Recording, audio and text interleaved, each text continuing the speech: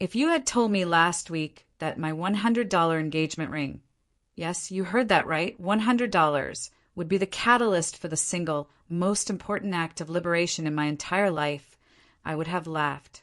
A bitter, soul-deep laugh that only comes after years of subtle, self-imposed compromises.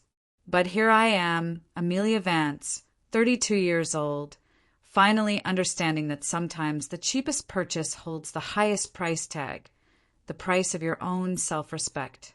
My ex-fiancé, I love saying that now, ex-fiancé, Ethan Cooper, called our engagement party intimate. It was anything but.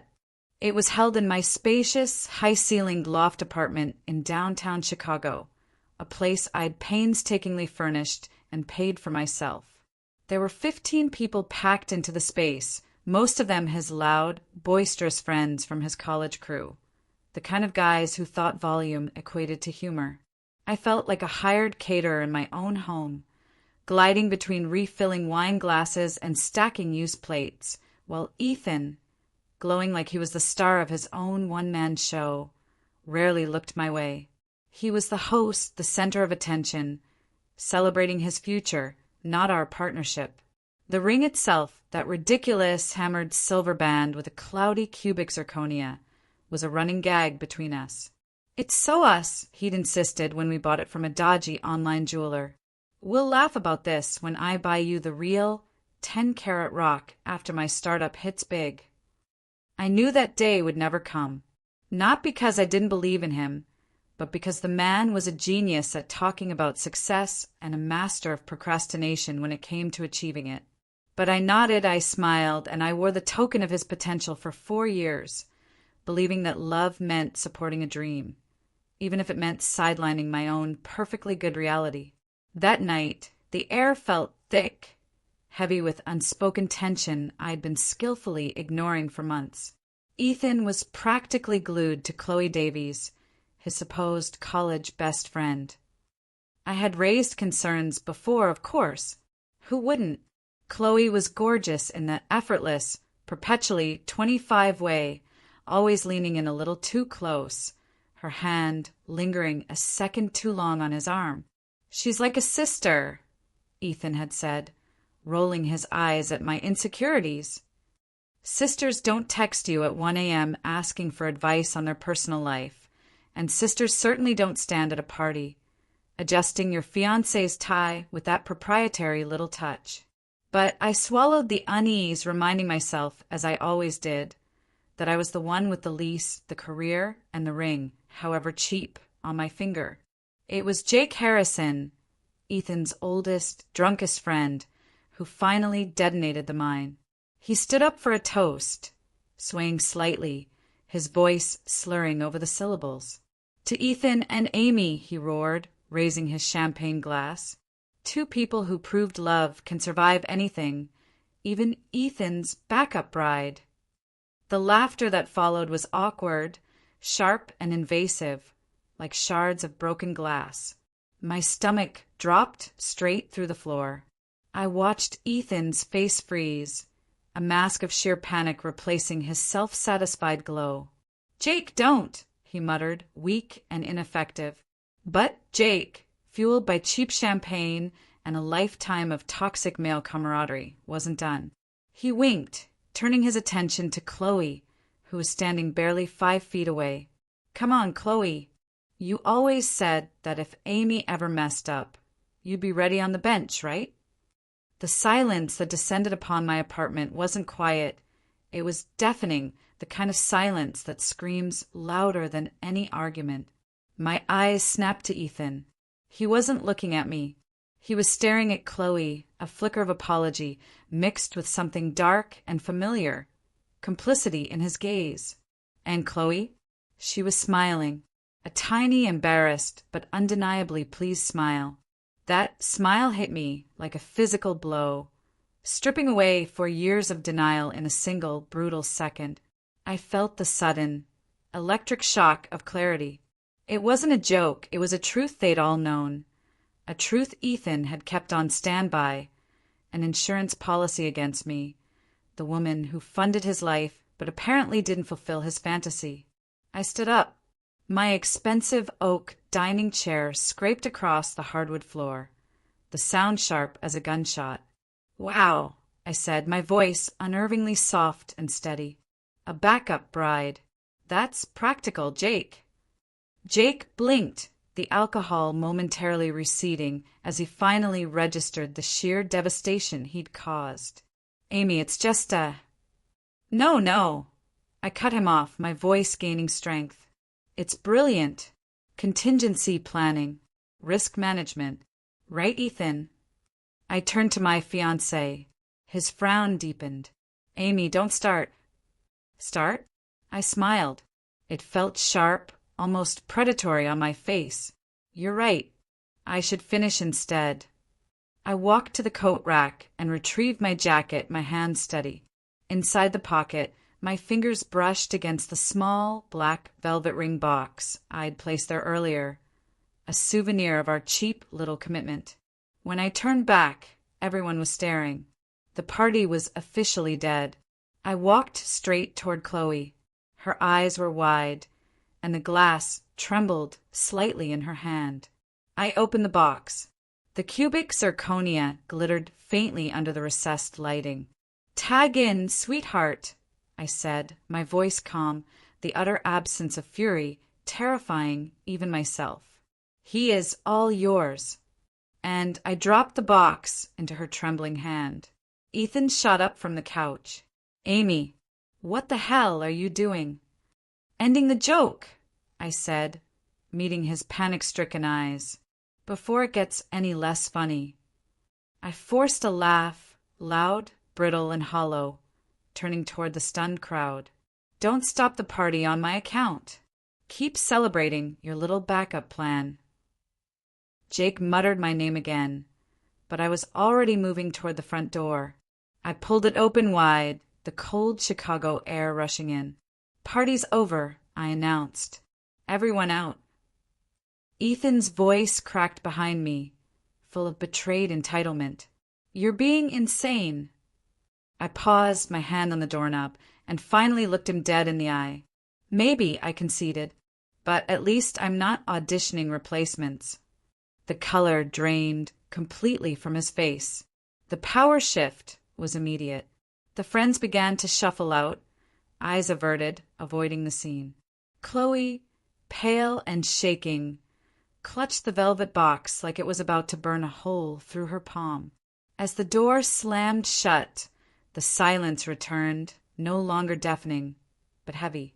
I sank onto the couch, surrounded by scattered snacks and half-empty glasses, the ruins of 4 years laid bare. I picked up the discarded ring box Chloe had dropped in her hasty retreat, stared at the pathetic silver circle, and whispered the only truth left. "Best $100 I ever spent." It was the sound of my life finally beginning again on my own terms. The silence of the apartment immediately following the slamming door wasn't just the absence of sound. It was a physical pressure, like being submerged underwater after a noisy surface battle. For 4 years, my world with Ethan had been characterized by noise. Loud friends, booming music, constant phone notifications, and the perpetual internal racket of me trying to rationalize his behavior. Now, there was just the gentle hum of the refrigerator and the faint, mocking glow of the fairy lights Ethan had insisted on hanging. A tiny, glittering insult to my newly shattered reality. I sat there, frozen in the wreckage of the party. The remnants felt like evidence. Wilted roses, sticky glass rings on the coffee table, a trail of shiny confetti across my dark wood floor. It wasn't my home anymore. It was a crime scene, and the victim was my trust. But the strange thing was, I wasn't crying. There was no theatrical breakdown, no frantic need to destroy things. Just a cold, strange, perfect calm. It was the calm of a surgeon before an operation, or a general before a battle. A clarity that comes when you realize the person you loved never existed, and you must now deal with the fallout like a highly paid professional. The reprieve didn't last. About 10 minutes after the last footstep faded, the pounding began. It was aggressive, loud, and utterly entitled.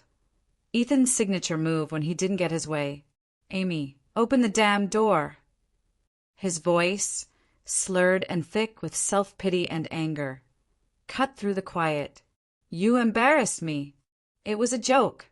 You can't just throw 4 years away over a stupid crack." Behind him, I heard the drunken chorus of his loyal defenders. Jake and another guy, maybe Mike or Kyle, shouting indignation. "You owe him an apology, Amy. You went too far." They were missing the point entirely, and I knew arguing with them was less productive than arguing with the brick wall outside. They wanted a reaction, a performance, a tearful, hysterical meltdown they could dismiss as female drama and use to absolve Ethan. I refused to give it to them. That night, I decided my performance career was over. I didn't call the police, though the thought was tempting. Instead, I stood up, walked to my bedroom, and retrieved my noise-canceling headphones. I slipped them on, the soft leather muffling the world. I opened my favorite playlist, something classical and utterly devoid of lyrics, and let the elegant notes flood my ears. Their shouting became a distant, muffled buzz, an annoying vibration I could safely ignore. They kept it up for a solid 20 minutes, yelling, cursing, calling me every variation of crazy and unbelievable. Then I heard a faint, slightly clearer mumble. "Probably Jake. She's calling the cops." And just like that, the hallway went quiet. The threat of legal consequences, however vague, always did more work than I ever could. The next morning, my phone screen was a horror show, over 100 notifications. Texts, missed calls, voicemails, all from Ethan, Chloe, and their circle of defenders. I had a single cup of coffee, strong enough to burn a hole in the carpet, and systematically began scrolling through them. Ethan's messages started with fury. "How could you humiliate me like that? You have serious trust issues. I can't believe you'd ruin something good." Then came the pathetic pivot to guilt-tripping. "We had a life, Amy. You're throwing away 4 years. My mom is horrified. She says you need professional help."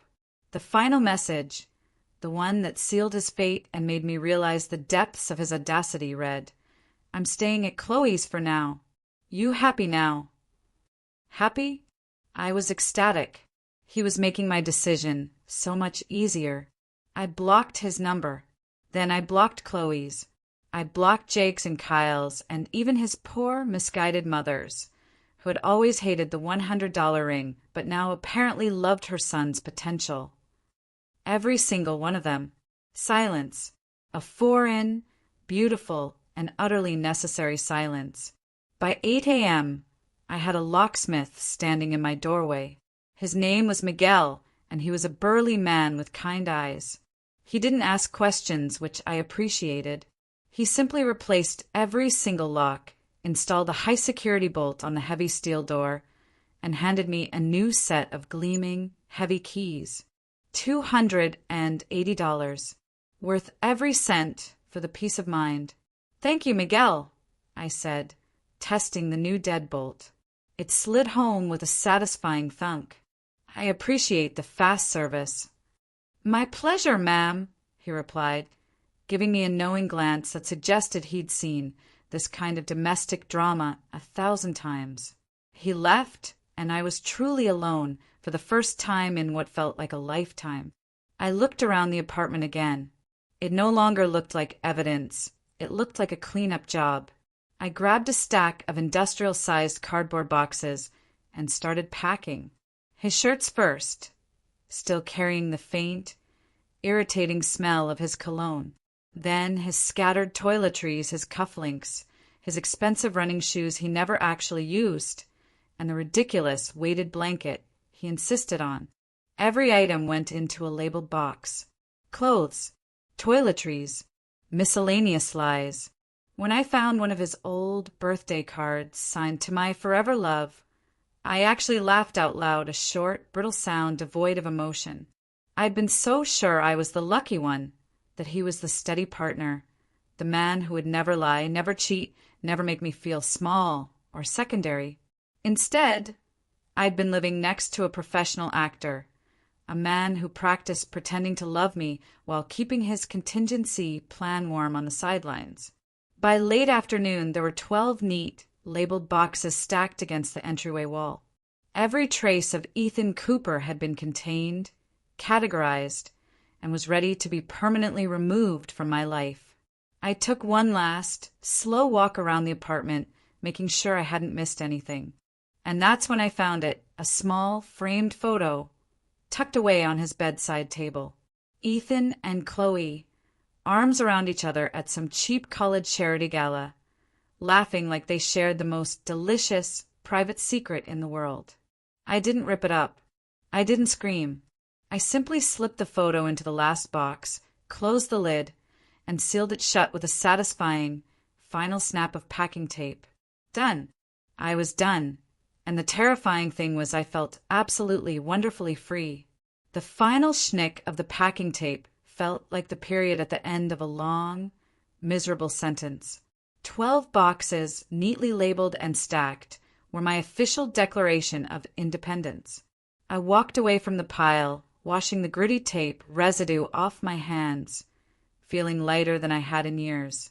It was almost too perfect, too neat. I knew the quiet wouldn't last. Ethan was predictable. He would run out of clean clothes at Chloe's, panic about his expensive tech equipment, and realize his entire life infrastructure was located inside my front door. Sure enough, the knock came, hard and impatient, just as I was settling onto the sofa with a glass of water. It was a single, forceful assault, not the desperate pounding of the night before. This was the knock of entitlement. I checked the peephole. It was him, Ethan. Alone this time, his face stormy, a mix of disbelief and simmering rage. I opened the door just a crack, keeping the high-security chain tightly fastened. The metal was a reassuring barrier between his chaos and my newly established peace. "What do you want, Ethan?" I asked. My voice was calm, almost bored, which seemed to infuriate him more than any shouting would have. His jaw was clenched. "My key doesn't work." "I know," I said. "I changed the locks." His mouth actually dropped open, a theatrical gesture of shock that, for years ago, would have made me feel instantly guilty and submissive. Now it just looked pathetic. "You what?" "You can't do that, Amy. This is my home, too." I met his glare evenly, letting him see the cold, hard logic in my eyes. "No, Ethan. This is my apartment. Your name is not, and has never been, on the lease. You were a guest." His nostrils flared. "A guest? I lived here for 2 years. We were engaged." "You lived with me. That's not the same thing," I corrected, pulling the chain taut when he leaned in to push the door. "You can schedule a pickup time with a moving service for your belongings. Everything is boxed up in the entryway." I checked my watch, a deliberate cold move. "You'll have 30 minutes to load them into a truck once you're here. No more." He let out a bitter, cutting laugh. "You think you can dictate terms to me? You're unbelievable. You're going to regret this. Amy, you hear me?" I kept my tone flat, devoid of the emotion he craved. "I'm already regretting the 4 years I spent here. You can take your clothes, your personal things, and the bookshelf." I paused, my eyes narrowing. "But the chair stays." He blinked, confused. "What chair?" "The ergonomic task chair," I specified, my voice crisp. "The one you begged me to buy for your work-from-home setup. The one I paid $700 for on my personal credit card. You promised to pay me back in the first month." He sneered, a genuinely ugly expression. "You're keeping a chair? That's theft, Amy." "It's payment," I countered instantly.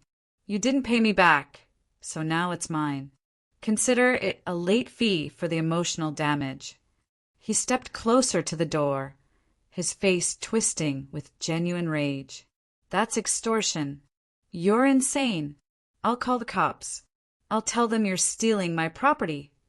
Go ahead, I said, a slow, predatory smile touching my lips.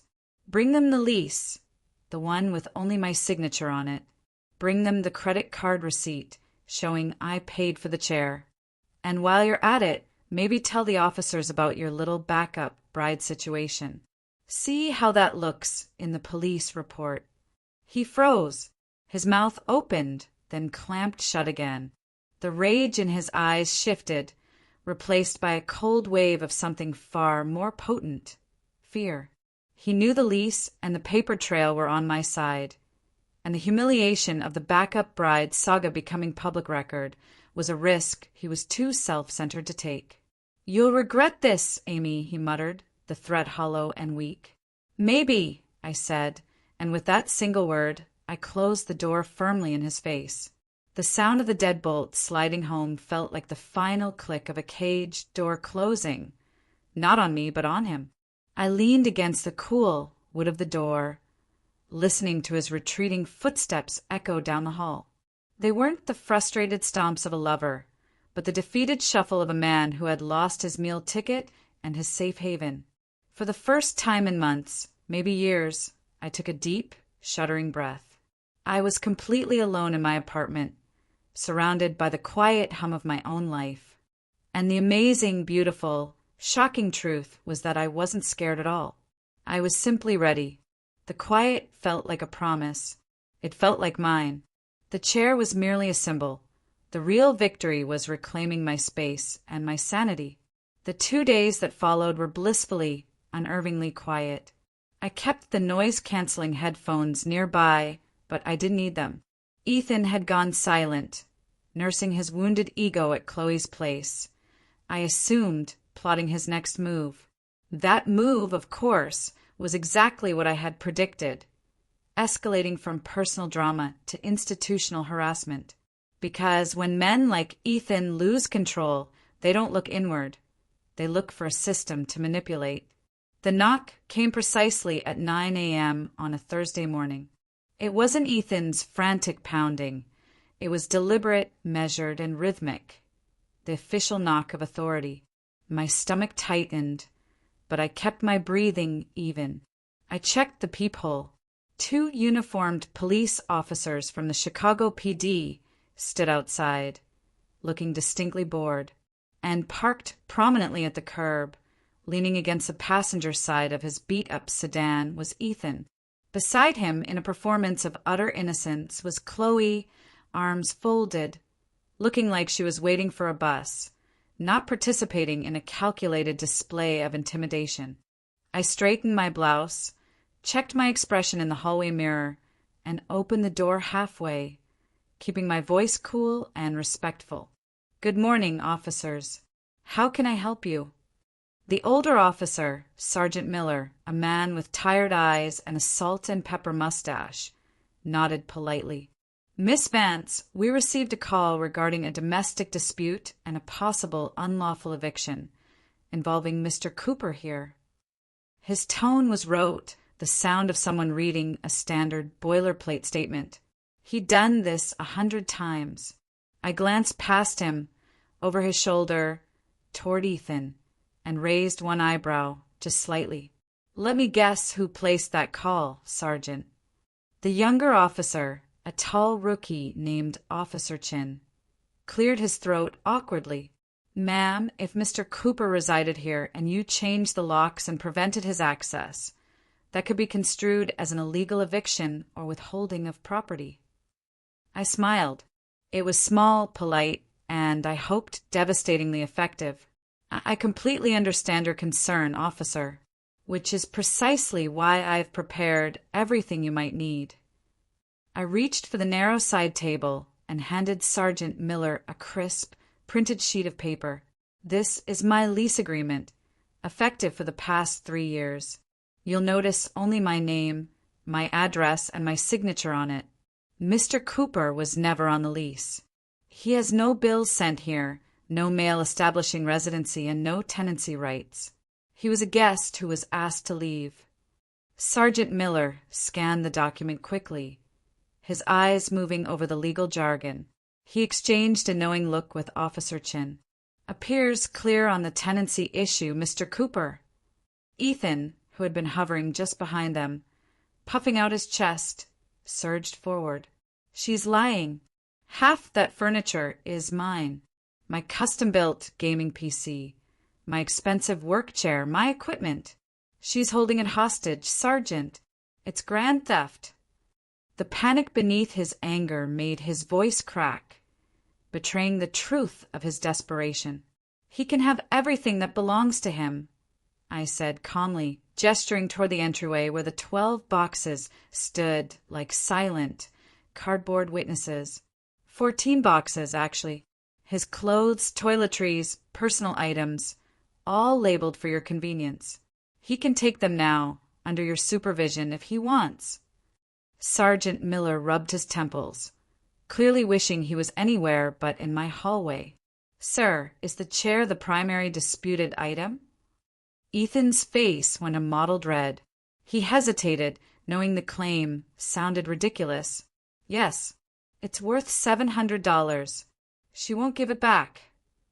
I reached behind me, grabbed the detailed receipt I'd printed out the night before and handed it over.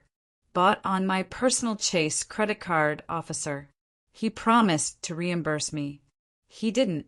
That makes it mine until he fulfills the agreement.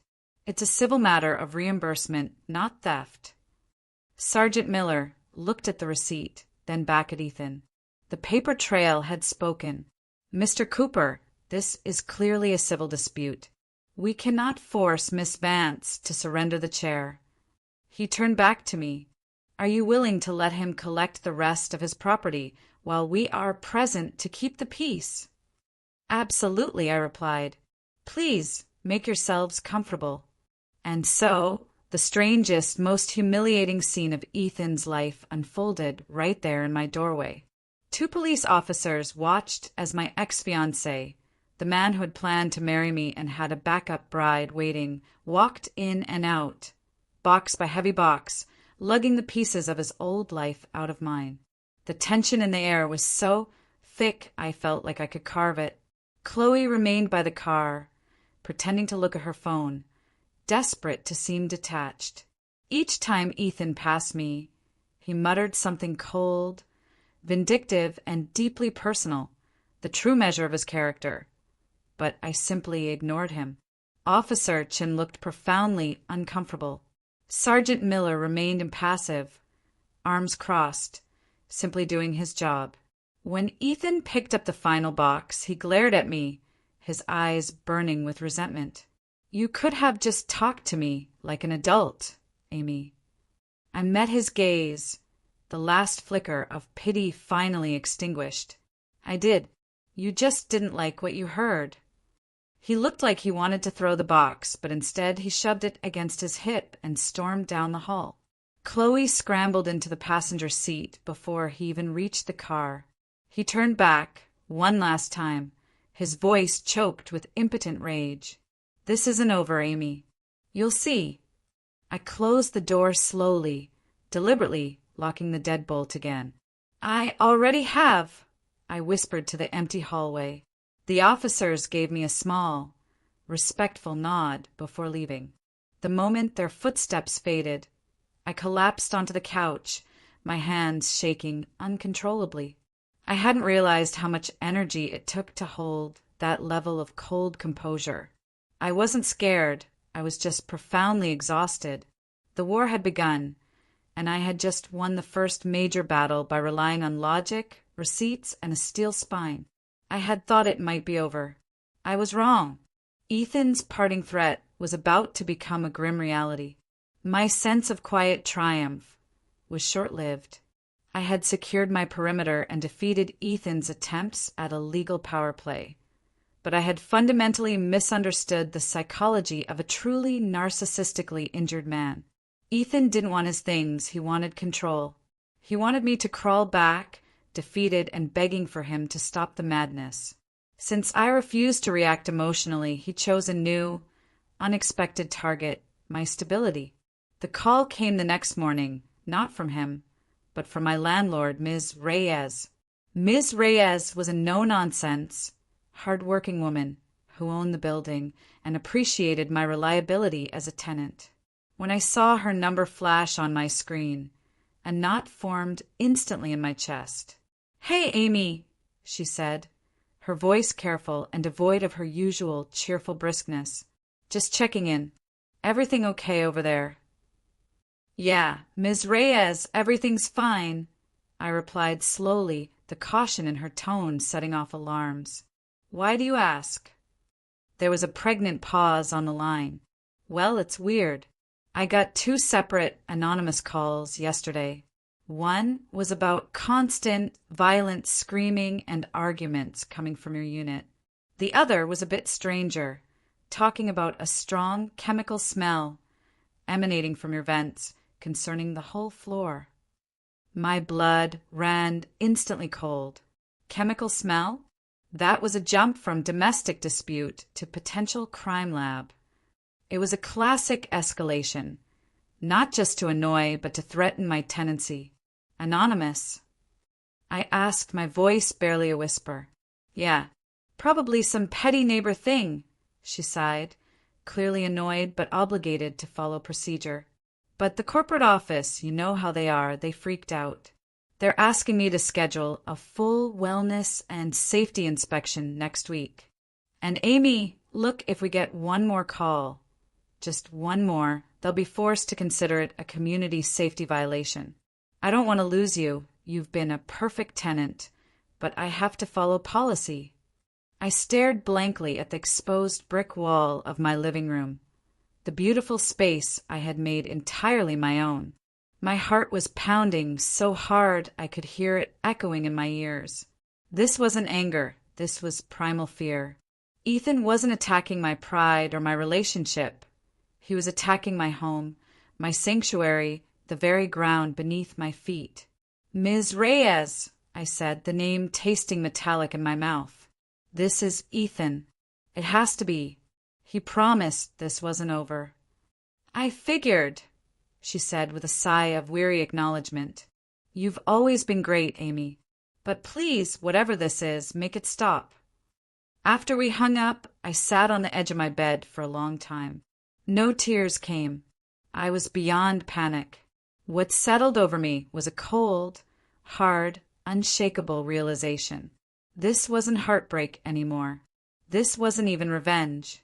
This was warfare, waged by a small, vindictive man who couldn't stand the sight of me thriving without him. He needed chaos to feel powerful. He needed me to fail so he could justify his own pathetic choices. That night, I couldn't sleep. Every creak in the old Chicago building made me jump. I saw Ethan smirk in the shadows, his arrogance, his hollow promise that this isn't over. I made coffee at dawn strong enough to feel like an immediate caffeine infusion and made a decision.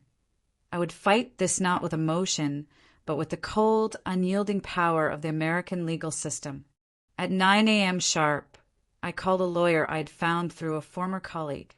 His name was Daniel Kinsley. He had a calm voice and a razor-sharp legal mind. I explained everything.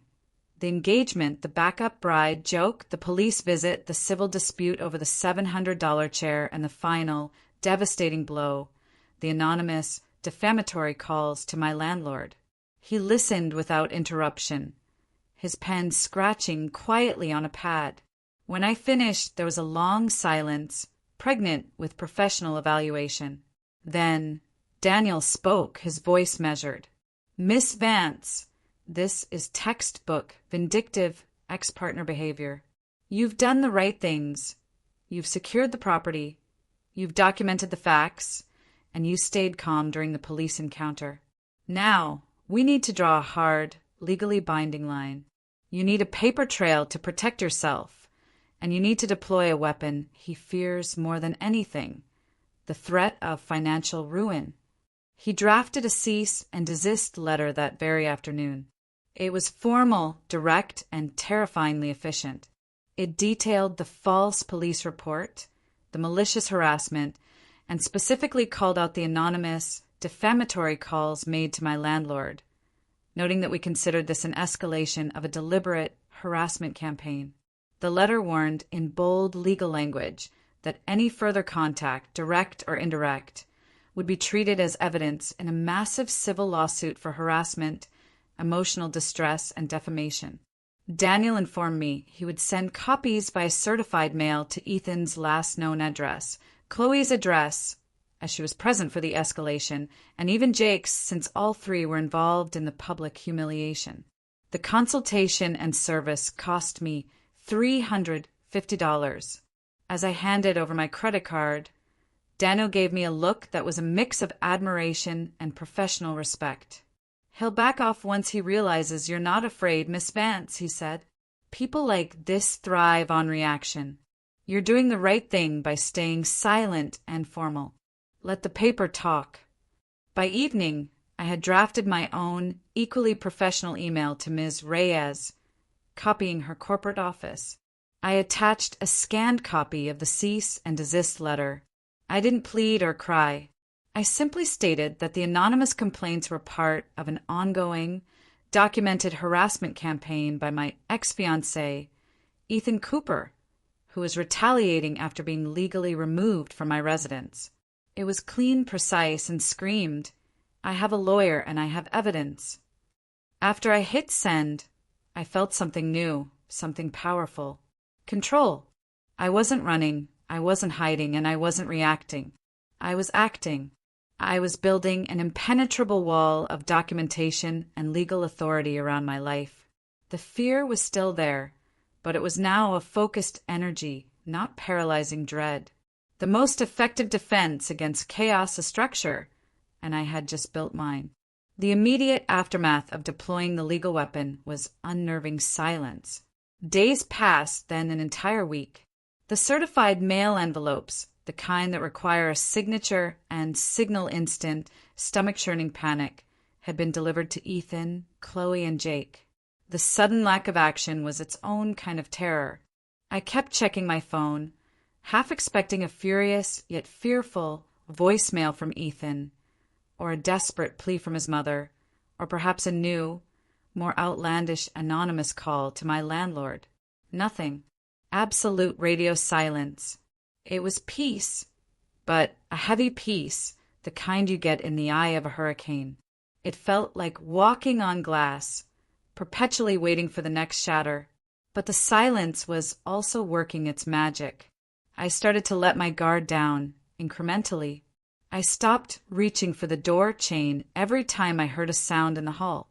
I started sleeping through the night, the anxiety that had been a constant, churning anchor in my stomach finally lifting. I played music again, something light, not the heavy, dramatic classical I'd relied on for insulation. I opened the windows of my loft, letting the cold but cleansing Chicago air sweep through the space, purging the ghosts of the party and the echoes of Ethan's noise. Then, two separate things happened that confirmed the efficacy of Daniel Kinsley's strategy. The paper was indeed talking, and it was telling a very convincing story. The first validation came from the unlikeliest source, Chloe. My phone buzzed with a text from an unfamiliar number. My stomach instantly clenched, reverting to its wartime readiness. I almost deleted it unread, but my lawyer's voice echoed in my mind. Always document. I took a deep breath, screenshot the screen, and then opened the message. The text was short, apologetic, and utterly self-serving. "Hey, it's Chloe. I got your lawyer's letter. Look, I'm out. Ethan is genuinely crazy. He wanted me to call your landlord again yesterday. Said to tell them I saw evidence of drug manufacturing in your apartment. I'm done being part of this. I'm sorry. For everything. I truly am." I read the message twice. Drug manufacturing. Even for Ethan, that was a shocking, dangerous leap into outright slander, confirming my worst suspicions about his willingness to destroy my life. Chloe wasn't apologizing out of remorse. She was apologizing out of fear of being dragged into a lawsuit. Her sudden attack of conscience was just a flight response from Daniel Kinsley's terrifying legal paperwork. Her guilt didn't interest me. Her apology was meaningless. What mattered was the undeniable evidence that Ethan was the anonymous caller. I simply took a second, detailed screenshot for documentation, archived the conversation, and deleted the number from my contacts. That's all it was now, evidence. A crucial piece that corroborated the harassment claim. I didn't reply. Silence was my most powerful reply. The second piece of confirmation came the next morning, but this time it was expected. My phone rang. Unknown number again. I debated letting it go to voicemail, but something compelled me to answer. Hello, I said cautiously. A smooth, practiced, older voice came through the line, immediately recognizable from the few holiday dinners I'd endured. Leah, it's Sterling. Mark's. Ethan's father. Of course, Mr. Sterling Cooper, the man who had financed Ethan's life and inflated his ego since birth. Mr. Cooper, I replied evenly, what can I do for you? He sighed deeply, the kind of sigh meant to sound disappointed, but ultimately compassionate. The classic manipulative move of a high-powered businessman. Amy, I know things ended badly, and I am not calling to lecture you. It's just, Ethan isn't doing well. He's under a lot of stress. He mentioned you still have his ergonomic chair, the one that apparently helps him sit without crippling back pain. My eyes closed briefly. The chair, the symbol of everything he felt entitled to, the tangible piece of property he was too cheap to pay for. It was amazing how quickly an ethical problem could be rebranded as a medical emergency. I see, I said, allowing no emotion to leak into my tone. And he sent you to negotiate. Sterling chuckled softly, the sound grating. He didn't send me, sweetheart. I'm just trying to help both of you move on peacefully. He says you're keeping it out of spite. I told him that doesn't sound like you, Amy. You're reasonable. How much would it take for you to simply let it go? I smiled. He couldn't see it, but it felt genuine for the first time in a week. He wanted to buy his son's peace and pride back for a fraction of the cost. $700, I stated flatly. That's exactly what I paid for it on my credit card. Once I'm reimbursed, I will leave the chair outside the service door for immediate pickup. No exceptions. There was a long, stunned pause on his end. $700 for a used chair, Amy? That's rather high. It's the price he agreed to pay Mr. Cooper, I countered smoothly. And frankly, it's the price that kept me from back pain while he was texting other women. Seems fair. A long, resigned exhale. Fine. Can I Venmo you the money right now? Yes, you can, I confirmed, giving him my username. Not even a minute later, my phone pinged. Sterling Cooper paid you $700 for chair. The transaction was clean, immediate, and final. He hadn't just paid me to move on. He had paid me to disappear. I felt a surge of pure, quiet satisfaction. The paper trail had talked, and the outcome was perfect. Not only was my harassment documented, but the civil debt had been legally and cleanly settled, erasing the last financial tie to my ex-fiancé. The sudden transfer of $700 felt less like a payment and more like a ransom, a quiet settlement paid by the father to resolve his son's petty, self-destructive war. The money was a concrete symbol that the Cooper family had acknowledged their son's debt, both financial and implicitly moral. It was the final, verifiable end of the relationship, paid in cold, hard cash. Immediately after the Venmo notification, I texted Mr. Cooper. Chair is ready, placed near the service entrance. I then rolled the expensive ergonomic chair out into the neutral hallway just outside my apartment door, locked up securely, and went back inside. I didn't need to supervise the pickup. The financial transaction was complete, and the evidence, the chair itself, was out of my unit. About an hour later, I heard the distinctive sound of a car pulling up. not the aggressive roar of Ethan's usual engine, but a heavy, quiet sedan, likely his father's. I resisted the urge to look through the peephole. I didn't need to see him. I didn't want to see him. I just needed to hear the sound of him carrying his final possession out of my life. I heard car doors open and close, followed by the clatter and shuffle of someone maneuvering a heavy chair. A muffled voice, definitely Ethan's, sounded frustrated. He wasn't moving with his usual youthful swagger. He was moving stiffly, perhaps playing up the hurt-back story his father had used, or perhaps simply exhausted by his own campaign of terror. After a few minutes of heavy effort, the final door slammed shut with a sense of definitive finality. The car idled for a moment, then its engine revved, and the vehicle sped away. I remained standing in the middle of my living room, perfectly still, listening until the last echo of the tires faded into the city background noise. He never looked up at my windows. I didn't look down. The connection had been completely severed. When the tail lights disappeared, I let out a long, quiet breath and sank onto the couch. I had won every battle. The eviction battle, the police battle, the landlord battle, and the financial battle. The victories weren't loud or dramatic. They were quiet, logical, and paper-backed. And they were exhausting. My entire body felt like a clenched fist that was finally, completely opening. For the first time in what felt like forever, I laughed, a small, private sound that was almost foreign to my ears. He had finally paid me to disappear from his life, and I was more than happy to oblige. The entire saga of the chair, which began as a petty squabble, had ended as the perfect symbol of his character. The debt he owed, the pride he couldn't swallow, and the parental intervention required to clean up his messes. The immediate relief was immense, but the silence that followed the chair's departure felt different, heavier at first, but not suffocating.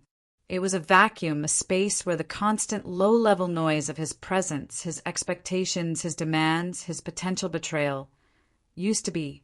It was a silence I could finally breathe in.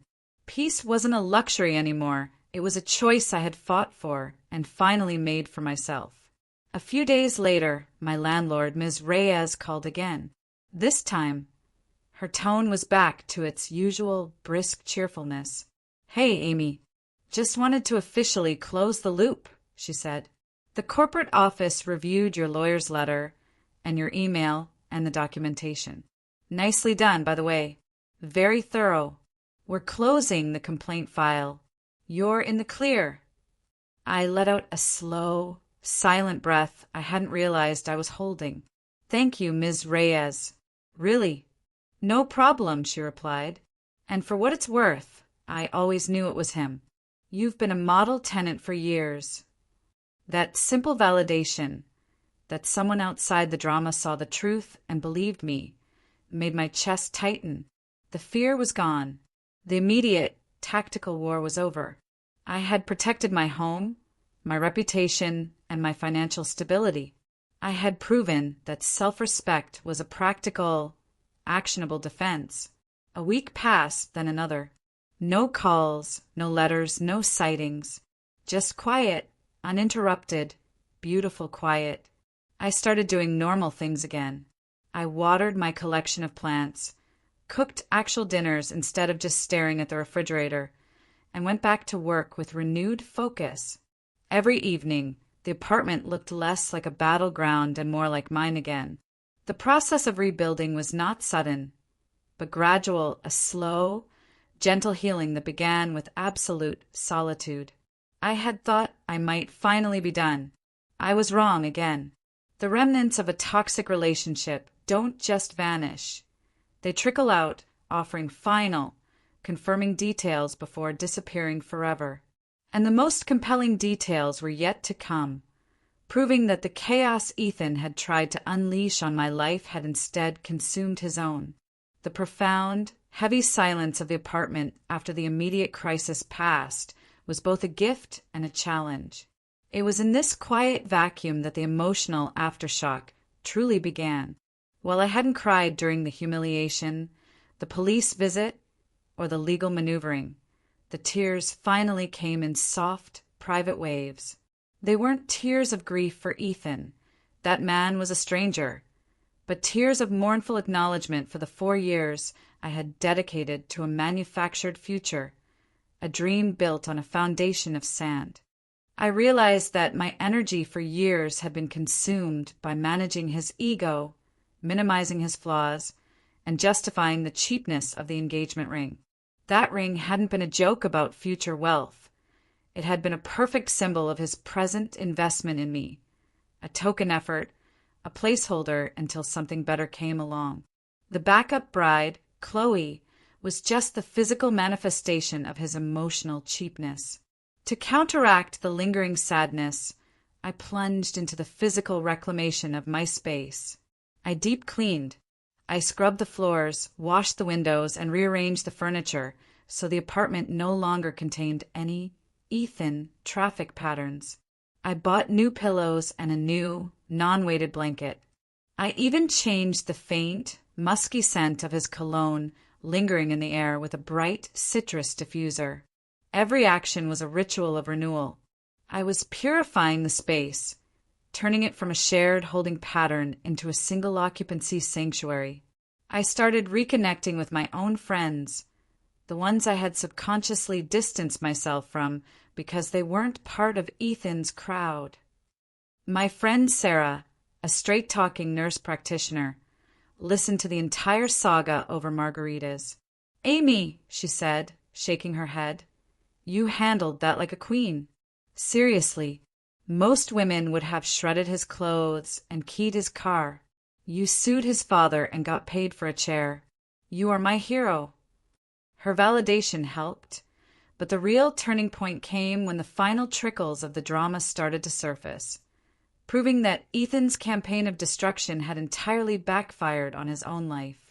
It was another text from an unknown number, about 2 weeks after the chair was gone. My fingers automatically went into screenshot mode before opening it. It was from Jake Harrison, the idiot who had made the initial backup bride toast. "Leah, Amy, I know this is late. I was out of line that night, seriously out of line. I didn't realize how bad things were between you two. Mark, Ethan, made us feel like you were the crazy one. I'm sorry for the toast. I thought it was just a joke. I genuinely wish you well." I stared at the message for a long moment. Maybe he meant it. Maybe he was just covering his own, but because of the lawyer's letter. Either way, it didn't ignite the old flame of anger. I wasn't even bitter.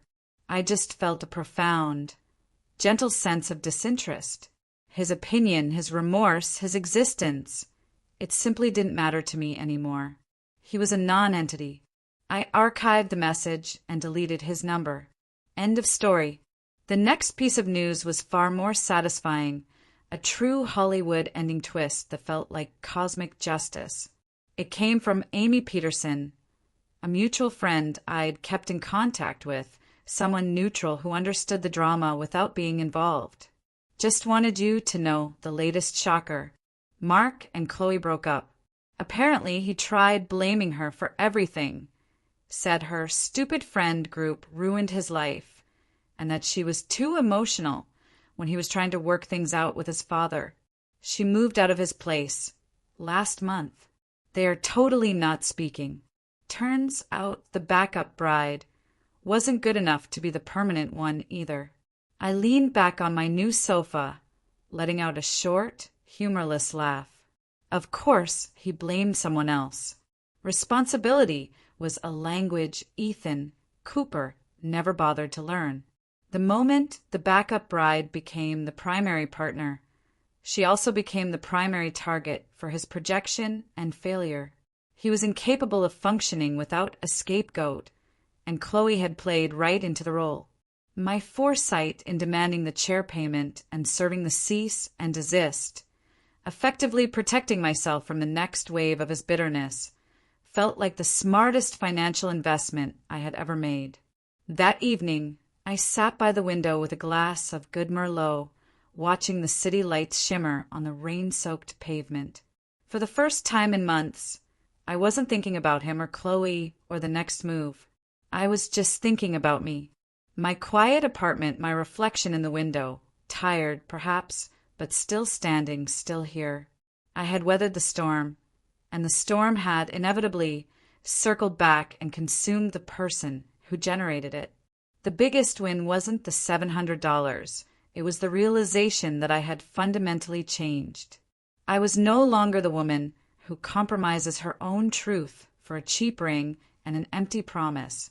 I was the woman who uses documentation and legal strategy to build an unbreakable wall around her own peace. And that felt like a powerful foundation for the decades to come.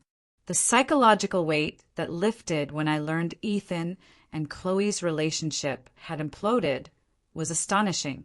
It wasn't schadenfreude, not exactly, but a profound, almost academic satisfaction. I realized that my self-worth had been so entangled with the idea of being the chosen one, the one he'd finally commit to, that his continued stability would have always felt like my failure. His descent into predictable, self-inflicted chaos was the final, undeniable proof that the problem was him, not me, and the emotional tether was finally severed. My apartment, my sanctuary, truly became mine. I started working on my own projects, the ones I had shelved to support Ethan's nebulous startup dreams. I was a corporate trainer, and I began developing a passion project, a series of online workshops focused on financial independence and legal self-protection for women navigating tricky partnerships. I called it the Paper Trail Protocol. The irony was delicious. I was monetizing the exact legal and administrative strategies I had used to defeat my ex-fiancé. My focus shifted entirely from the past to the future, and I began to understand the true humanistic core of this whole terrible experience. It wasn't just about getting over a breakup. It was about demonstrating that at any age, but especially as you enter your 30s and beyond, self-respect is a proactive investment. It was a message I wanted to pass on, a testament to the idea that emotional intelligence must be backed up by financial and legal intelligence. I started noticing small, everyday freedoms that I had subconsciously forfeited. I ate spicy takeout without worrying about Ethan complaining about the smell. I left my work desk messy without hearing his passive-aggressive sighs. I stayed up late reading without him demanding the lights be turned off. These weren't grand gestures. They were the countless tiny decisions that make up a life, and for the first time, every single one was exclusively mine. One evening, I received a final, strange communication. It wasn't a text, but a small, printed card that arrived in the mail. No return address, but it had been postmarked from a nearby upscale neighborhood. The note was written in a beautiful, elegant script, unquestionably Mr. Sterling Cooper's handwriting. It simply read, "Vance, I underestimated your resolve. You defended your territory well. Keep the $700. It was a worthwhile cost for a lesson in consequence. SC." I stared at the card, turning it over and over. It was an acknowledgement, a grudging respect from a man who understood power and financial defense. He wasn't apologizing for his son, but he was acknowledging that I had outmaneuvered him and taught his entitled son a valuable, expensive lesson. It was a shocking twist, a final, unexpected financial blessing that served as a seal on the conflict. The $700 was no longer a debt payment. It was a non-refundable, tangible symbol of my victory. This unexpected acknowledgement spurred me to confront the very artifact that had started the whole disaster, the ring. I found the cheap velvet box in the back of a drawer. I picked it up and held the dull silver band in the light. It wasn't a symbol of love lost. It was a symbol of the terrible joke I had played on myself. The $100 cubic zirconia, the joke that went too far. I realized that keeping it, even in a drawer, gave it a lingering power, a small shadow in my new sanctuary. I slipped on my coat and drove down to a large retail mall nearby. I didn't go to the jewelry stores. I walked straight to the entrance of a major charity organization, a place that collected old clothes, books, and miscellaneous household items. Tucked away near the escalators was a small, locked clear bin designated for old/broken jewelry and metals for recycling. I opened the velvet box one last time, stared at the pathetic glitter of the fake diamond, and felt a strange sense of quiet pity for the woman I used to be. Then I dropped the box and its contents into the bin. The tiny tink it made as it hit the bottom was the quietest, most satisfying sound of finality I could have asked for. "Someone else can laugh about it," I murmured to the empty air. Someone who still believes in cheap placeholders.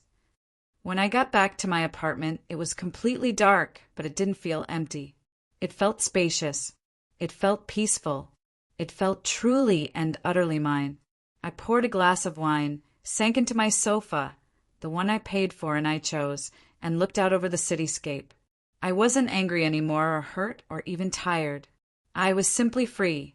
And that silence, the one that had initially terrified me, now sounded like the purest, most beautiful kind of peace. It was the sound of a woman who chose herself, and in doing so, found a strength she never knew she possessed. I had traded a cheap ring for an invaluable lesson in self-worth, and that was a fortune I could build an empire on. The liberation felt so profound that I decided to channel it into something meaningful. The emotional intensity of the breakup, followed by the rigorous, logical fight to reclaim my independence, had prepared me for a new life path. It wasn't enough to just heal. I needed to leverage my pain into purpose. I began fully dedicating myself to the Paper Trail Protocol, my online coaching and seminar series. The core message was simple. Emotional commitment means nothing without documented, mutual financial and legal commitment. I used my own story without naming names, but emphasizing the cheap ring, the unpaid debt, and the lease agreement as the ultimate cautionary tale. The response was immediate and overwhelming. Women, and even men from their mid-20s to their 60s, wrote to me, sharing stories of financial loopholes, verbal agreements that led to ruin, and the emotional toll of carrying an unbalanced partnership. My focus on the humanistic element, the importance of establishing boundaries and maintaining self-respect as a cornerstone of mental health, especially for those in their middle years rebuilding their lives, was what resonated most. I emphasized that it's never too late to draw a hard line, to demand payment, or to start over with clear, legal documentation. This resonated deeply with an older demographic that often finds themselves in the same predicament after decades of marriage, financially entangled and emotionally depleted. My struggle, though short, was a condensed version of their long battles. I officially quit my corporate training job within 3 months. The demand for my seminars was skyrocketing. I was booking speaking engagements and consulting with lawyers about creating bulletproof prenuptial agreements and cohabitation contracts. I was no longer the victim of a petty plot.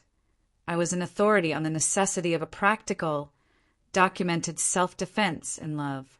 But while the professional life was booming, the personal life remained quiet. The truth was, after Ethan's betrayal, I had zero interest in dating. I needed time to prove to myself that I was fully capable of living a happy, fulfilling life without external validation.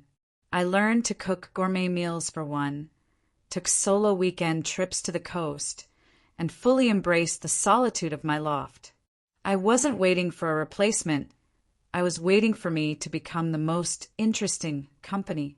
Then there was one final, unexpected, and strangely poetic piece of closure that appeared exactly 6 months after the engagement party. I was at a small, independent coffee shop near my office, waiting for my latte when the door opened, and in walked Jake Harrison. He looked nervous, slightly thinner, and completely sober. He saw me immediately. There was no escaping the confrontation. He walked over to my table, his hands jammed awkwardly into his pockets. Amy, he said, his voice low and genuinely contrite. Hi. Look, I know I shouldn't bother you, but I had to say this. I heard about your business, the protocol thing. It's huge. You're doing amazing. Thank you, Jake, I said, my tone polite but distant.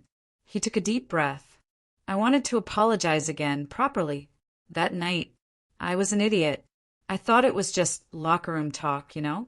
But then I saw what he did, calling the cops, trying to get you kicked out of your own home. The Chloe thing, it was messed up. He was truly toxic. I cut him off. My wife and I, we couldn't be around that kind of manipulative chaos anymore. The sincerity in his eyes was undeniable. This wasn't the drunken apology text. This was a sober reckoning. It was a confirmation that Ethan was not just bad to me, but toxic to his entire social circle. I appreciate that, Jake, I replied, softening my gaze slightly. It takes courage to admit you were wrong, especially about a close friend. I'm glad you put distance between yourself and that chaos. He hesitated, then pulled his hands from his pockets, revealing a small, worn, leather-bound notebook. He always told us that you were the problem. Too demanding, too cold, too worried about money. He completely reframed the truth.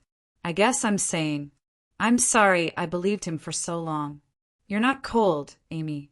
You're just smart. He gave me a respectful nod and turned to leave. Just as he reached the door, he looked back. One more thing. I heard he tried to start a new business, and it completely fell apart. He defaulted on a loan from his father. He's living in his parents' basement, and Chloe is now dating a guy who actually has a full-time job. Chaos always consumes the source, right? Right, I confirmed, a small, genuine smile finally breaking through. Chaos always consumes the source. The door closed behind him. The entire interaction was less than 3 minutes, yet it felt like the final, definitive exhale of the whole painful episode. I hadn't sought revenge, but justice had arrived, delivered by an unlikely messenger, confirming that the universe had a way of balancing the scales. Ethan Cooper's life, built on placeholders and borrowed momentum, had collapsed completely, while mine, built on a foundation of documented self-worth, was soaring. The chapter was closed. My story was now about the extraordinary beauty of a clean slate. With the final ghost of Ethan Cooper exorcised, confirmed to be living in his parents' basement and financially destitute, I was able to truly focus on the abundance of my own life. My professional growth continued to be explosive. The paper trail protocol was featured on several major business podcasts, and I started doing virtual workshops that reached hundreds of women globally. I was no longer Amy Vance, the former corporate trainer. I was Amy Vance, the financial self-defense strategist. My voice, once silenced by a partner who minimized me, was now a loud, clear advocate for financial clarity and boundary setting.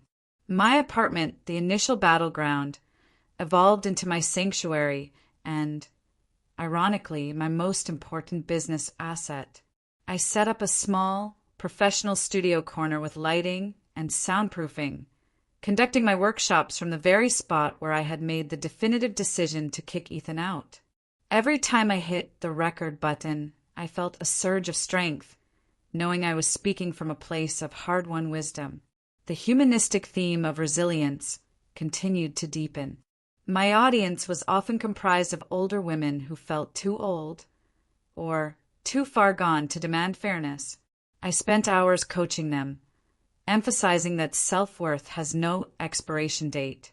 My youth, my early 30s, allowed me to speak about modern relationships, but my actions, my reliance on documentation, law, and stoic composure, resonated with their generational wisdom.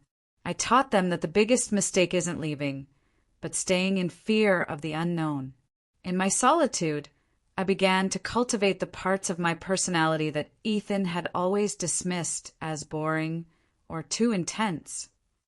I took up advanced photography, focusing on abstract cityscapes, images of sharp lines, clear boundaries, and brilliant light emerging from the darkness. I read dense, philosophical books that sparked complex thoughts, rather than light fiction that was easy to discuss at dinner parties. I learned to enjoy my own company, finding that being alone was profoundly different from being lonely. Solitude was where my creativity thrived. One Sunday afternoon, while browsing a small, specialized bookstore that sold only first editions and rare works, I met someone completely unexpected. His name was Alex. Alex was an architect, mid-40s, quiet with kind, discerning eyes and a calming presence. He wasn't loud or boisterous, he was thoughtful. We met in the philosophy section, both reaching for the same obscure volume by Marcus Aurelius. "Ah," he said, giving me a gentle, genuine smile. "A kindred spirit. I think this one's mine, but I'd be happy to discuss it over coffee." I hesitated. My usual response was a firm, polite refusal, but something about Alex felt different. There was no immediate pressure, no grand performance, just a quiet, intellectual curiosity. I was still wary, still guarded, but my guard wasn't aggressive, it was simply protective. "I'm Amy," I replied, returning the book to the shelf. "I'm good with coffee, but I have a hard out in an hour." He respected the boundary instantly. Perfect. Plenty of time for a good conversation. Our conversation wasn't about drama or future plans. It was about books, urban design, and the subtle beauty of Chicago's history. When our hour was up, I politely reminded him of my time limit. He didn't press for a second date or a number. He simply handed me his card, a clean, elegant design for his firm, and said, "It was a pleasure, Amy. If you ever feel like continuing the debate on Stoicism, you know where to find me." I walked away feeling light, not pursued. The interaction had been entirely on my terms. When I got home, I didn't immediately text him. I placed the business card on my desk, beside my meticulously organized financial ledgers. I looked up Alex's firm, looked up his profile, and ran my own little background check. It wasn't paranoia. It was the paper trail protocol in action. I was no longer leaving my future up to chance or cheap promises. I was vetting my life, demanding high standards, and ensuring that any potential partner would be an addition to my life, not a subtraction. I realized that Alex was the kind of man I could build a life with, not because he promised me a future, but because he respected my present boundaries and offered intellectual companionship. The greatest twist in my story wasn't the collapse of Ethan's life, but the quiet, unexpected arrival of genuine, high-quality connection after I had completely stopped looking for it. My independence had attracted a new kind of respect. And this time, the price of admission was honesty and documented integrity, not cheap jewelry and compromise. I held on to Alex's business card for exactly 2 weeks before I sent him a brief, professional email. "The Stoic debate continues. Coffee next Friday." He replied instantly, confirming the time and place. Our subsequent dates were built on a foundation of mutual respect and absolute transparency. There were no grand, performative gestures. We talked about money openly, not about how much we had, but how we managed it. He was impressed by my work on the paper trail protocol, and I was fascinated by his architectural firm's commitment to sustainable, honest building practices. He was a builder of physical structures. I was a builder of personal ones. I told him the full story of Ethan, the $100 ring, the backup bride, the legal fight, the $700 chair. I didn't frame it as a sob story, but as a case study in boundary setting and self-reclamation. He listened intently, not with pity, but with respect. "It sounds like you didn't lose a fiancé," Alex said thoughtfully, stirring his coffee. "You shed an anchor, and you proved that the most valuable asset you possess is your documentation." His understanding solidified my trust. He didn't try to fix me or promise me the world. He simply acknowledged my strength. Our relationship was a testament to the idea that true love begins only when you are completely whole and independent. Meanwhile, my work continued to soar.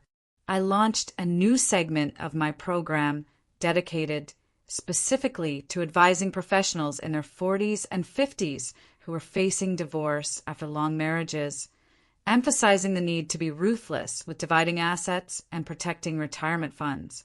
My story, that of a young woman who fought like a seasoned veteran, became an inspiration to those who felt their prime was behind them. My own journey of financial and emotional recovery had become a vital resource for others rebuilding their lives, fulfilling the humanistic mandate I had unconsciously adopted. But the final, most shocking piece of confirmation about Ethan's ultimate collapse came via another unexpected channel: the news. I was scrolling through my local Chicago business section one morning when a headline snagged my attention. Local tech startup founder faces fraud allegations. Father steps into salvage reputation. The photo accompanying the article was unmistakably Ethan Cooper, looking thinner and profoundly stressed. The article detailed how his so-called startup was less a functioning company and more a complex series of fake invoices and bounced checks designed to siphon money from a single primary investor, his father, Mr. Sterling Cooper.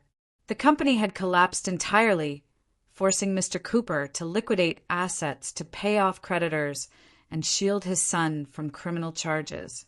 The article ended with a brief mention that Ethan was effectively blackballed from the Chicago tech scene and was rumored to be working a low-wage job while residing at his parents' suburban home. It wasn't just my life he had been cheating in. It was his entire reality.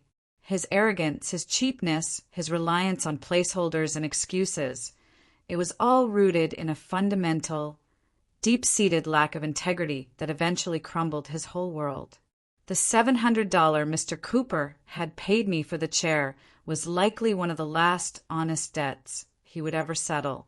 I closed the article, feeling no malice, only profound gratitude. I hadn't needed to lift a finger for revenge. Ethan's own character had delivered the ultimate, self-destructive justice. I had escaped a sinking ship just moments before it was fully submerged. That night, Alex came over for dinner. As we were cooking, he noticed a new, small, silver pendant I was wearing. It wasn't a ring. It was a delicate silver compass, pointing due north. "That's beautiful," he said. "New." "Yes," I smiled, running my finger over the smooth surface. "It's my reminder. It reminds me that I decide my own direction. No more following someone else's faulty map." I looked at him, truly seeing the solid, honest man standing in my kitchen, a man who cooked with me, who respected my boundaries, and who knew the messy, documented truth of my past. "I'm ready, Alex," I said softly. "Ready for what, Amy?" he asked, his eyes reflecting genuine curiosity. "Ready for a future built on real foundations," I confirmed. "And I'm ready to sell this loft." He didn't look shocked. He looked pleased. "Where would you like to build your next foundation?" "North," I said, tapping the compass. "Always forward, always toward my own true north." The end of my old life was not a tragedy. It was the ultimate, necessary prerequisite for finding my true, honest path. A path built not on cheap promises, but on the unshakable foundation of documented self-worth. The sale of the loft was swift and profitable. It wasn't just a place. It was the last tether to my former self, the place where I had compromised my values and then fiercely defended them. Selling it felt like shedding an old skin, ready for the next phase of life. Alex and I decided to buy a small, mid-century modern home in a quieter neighborhood, a place with a large, dedicated office for my expanding business and a garden that needed meticulous, long-term care, a fitting metaphor for our relationship. The closing day was 6 months after I sold the loft. I stood in the empty apartment, the sunlight streaming in through the tall windows, revealing nothing but polished hardwood floors and the echo of my own triumphant silence. The ghosts were gone. I felt a deep, profound gratitude for the trauma, because it had forced me to find the unshakable bedrock of my own character. My life with Alex was beautiful in its simplicity and integrity. We never spoke of marriage, but we drafted a comprehensive cohabitation agreement detailing every aspect of our shared finances, property, and future intentions. It wasn't romantic, it was responsible. It was an act of mutual respect, acknowledging that love thrives best when both partners feel financially secure and legally protected. The paper trail protocol wasn't just my business, it was my life practice. My seminars flourished. I hired 2 full-time employees and began collaborating with women's financial literacy groups across the nation. The core of my message, the one that resonated most with the 50 and 60-year-old women in my audience, was always the same. It is never too late to demand dignity. Your ability to recover from betrayal is directly proportional to your willingness to create documentation and enforce boundaries. I wasn't just teaching them how to save money. I was teaching them how to save themselves.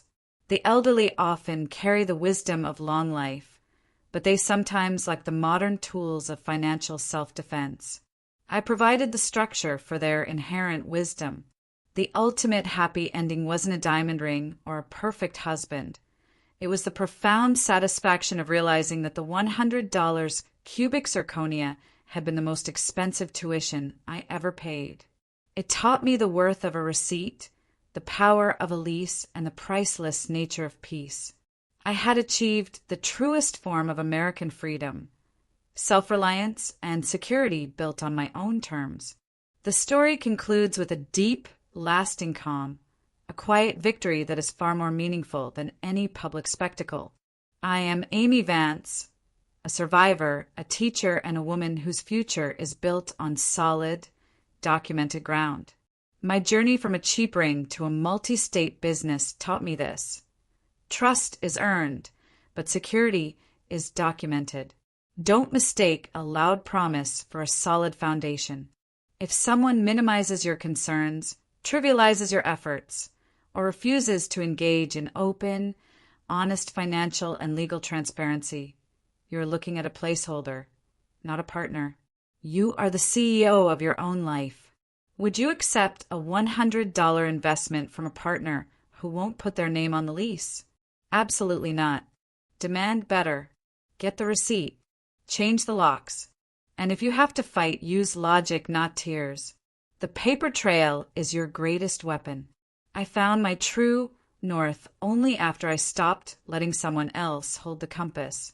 I hope my story, messy and dramatic as it was, inspires you to do the same. Whatever stage of life you're in, thank you for listening to my story.